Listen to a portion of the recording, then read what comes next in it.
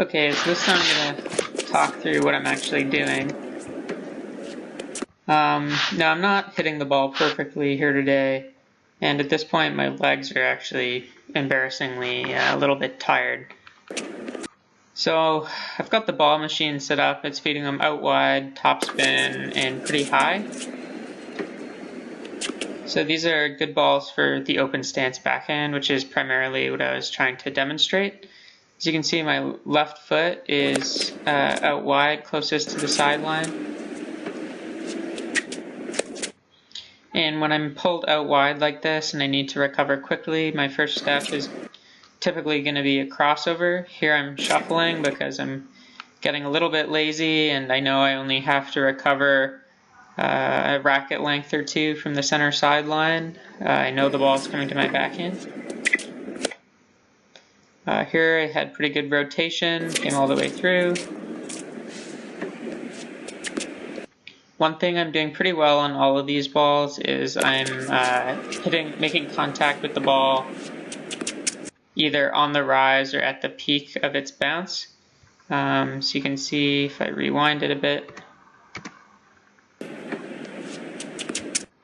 I'm making contact right up here, which would be the peak of the bounce.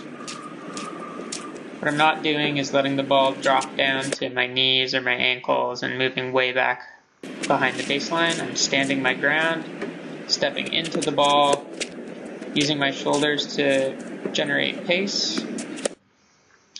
And on this one, it was sitting right pretty in my contact zone. Felt good about the ball, and so I stepped in and ripped it down the line.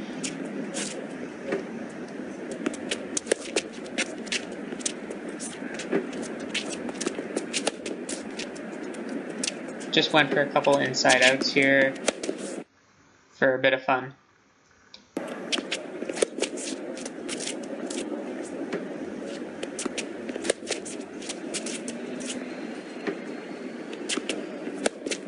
So these are pretty difficult balls to attack, pretty well neutralized. You can see it's in a pretty difficult position in my contact zone, up around my shoulders or head level.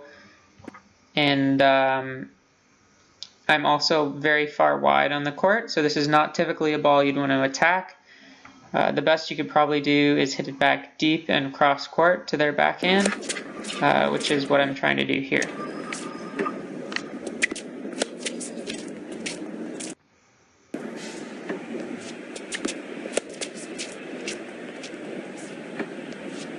I'm getting pretty good angle on these backhands. As you can see, they're bouncing and then going further off the court, which would pull them wider than I am.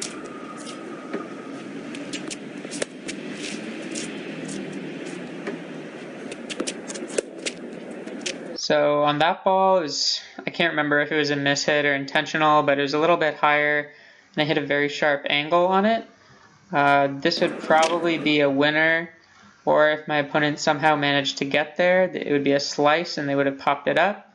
So I'd want to either move into the net or circle around and get set for an inside out after that ball. And that goes for anything that is aggressive. It's not impossible to hit very aggressive balls from this position. It's just lower likelihood of success.